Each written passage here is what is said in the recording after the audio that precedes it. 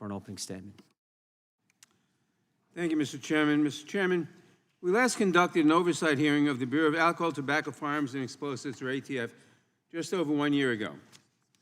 Since that time, a few things have changed and a great many things have stayed the same. Let's begin with what has changed. Last month, the Attorney General signed an ATF final rule clarifying who is, quote, engaged in the business, unquote, of selling firearms, and who must therefore obtain a license to sell firearms and conduct the necessary background checks. This rule implements a change in this definition made by Congress when we passed the Bipartisan Safer Communities Act, the first significant piece of gun violence prevention legislation in nearly 30 years. Prior to the passage of the BSCA, a person was, quote, engaged in the business, unquote, of selling firearms if they did so, quote, with the principal objective of livelihood and profit, close quote. But under the new law, a person is engaged in the business of selling firearms if they do so, quote, to predominantly earn a profit, unquote. In finalizing this new rule, ATF has adhered to its directive from Congress and has ensured that ATF regulations are consistent with the definitions we updated through this historic legislation that makes Americans safer. Importantly, the new definition and the new rule ensure that more gun sales, including those at gun shows or through the internet, include a background check, a life-saving tool that keeps guns out of dangerous hands. These changes are the only significant expansion of the federal background check system since it was established in the Brady Handgun Violence Prevention Act in 1993. The Department of Justice estimates that there are over 20,000 unlicensed sellers who are taking advantage of ambiguity in the law and who will now have to obtain a license and conduct background checks.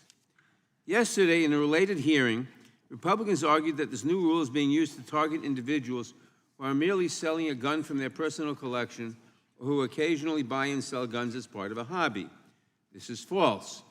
The rule, quote, expressly recognizes that individuals who purchase firearms for the enhancement of a personal collection or a legitimate lobby are permitted by the Gun Control Act to occasionally buy and sell firearms for those purposes or occasionally resell to a licensee or to a family member for lawful purposes without the need to obtain a license, close quote. The final rule also states that, quote, nothing in this rule shall be construed as precluding a person from lawfully acquiring a firearm for self-protection or other lawful personal use, close quote. The law and the rule do not impose any new requirements on those who are merely selling a firearm to a neighbor, a friend, or family member, or those who collect and occasionally sell firearms as part of their hobby. Rather than targeting innocent lobbyist sellers, this rule will prevent illegal gun sellers from profiting off gun trafficking. This comes at a critical time, given that the ATF's National Firearms Commerce and Trafficking Assessment revealed that unlicensed gun sales were contributing more and more to the flow of firearms into the black market and, unsurprisingly, becoming a leading source of crime guns. The second new development since we last heard from ATF Director Dettelbach is that Republicans used their control of the House to enact significant cuts to several critical law enforcement agencies, including the Department of Justice, the FBI, and the ATF. We knew this was coming because Republicans have been forthright in their determination to defund, intimidate, and hamstring the agency so that it can no longer effectively do its job and protect Americans from violent crime. Republicans' own messaging documents actually celebrate the 7% cut to the ATF, the law enforcement agency responsible for protecting communities from gun violence, stopping gun trafficking, and ensuring lawful and responsible gun ownership. This brings me to what is still as true today as it was over a year ago when we last conducted an oversight hearing of the ATF. ATF is still the primary federal agency tasked with keeping guns out of the wrong hands, and it is still doing that important work even with the budget cuts forced through by House Republicans.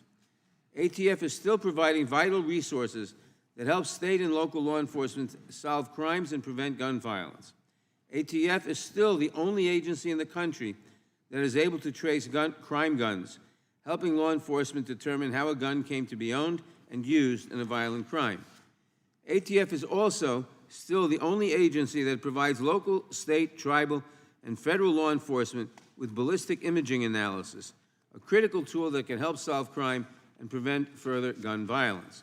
It provides its assistance at no cost to its law enforcement partners.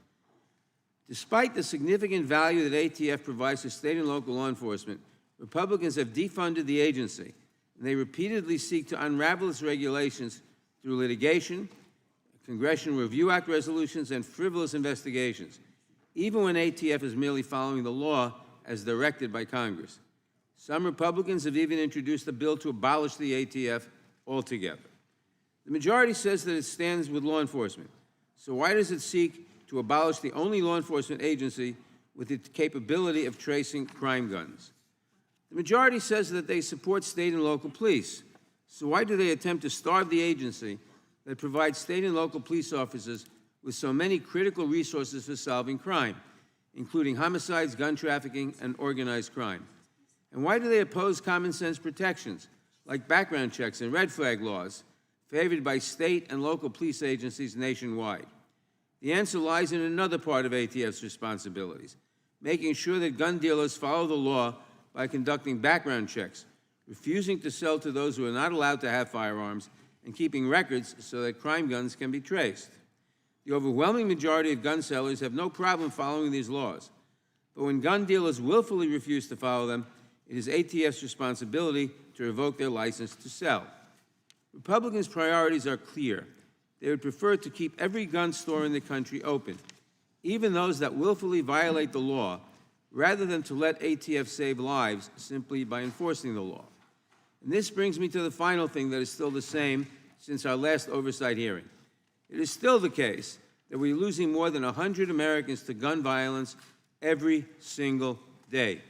Even without counting suicides, we have already lost more than 6,000 Americans to shootings so far this year.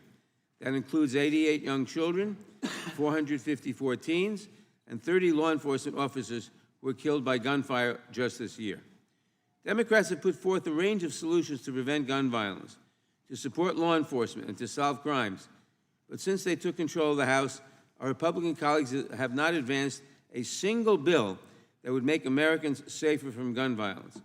Instead, they have continued to push for unfettered access to assault weapons, concealable rifles, and ghost guns, and to abolish the very agency tasked with preventing gun crimes. As Republicans continue to seek freedom from gun regulations, we will continue to see communities free from gun violence. Director Dettelbach, thank you for appearing here today to talk about the important work that the ATF does to keep Americans safe.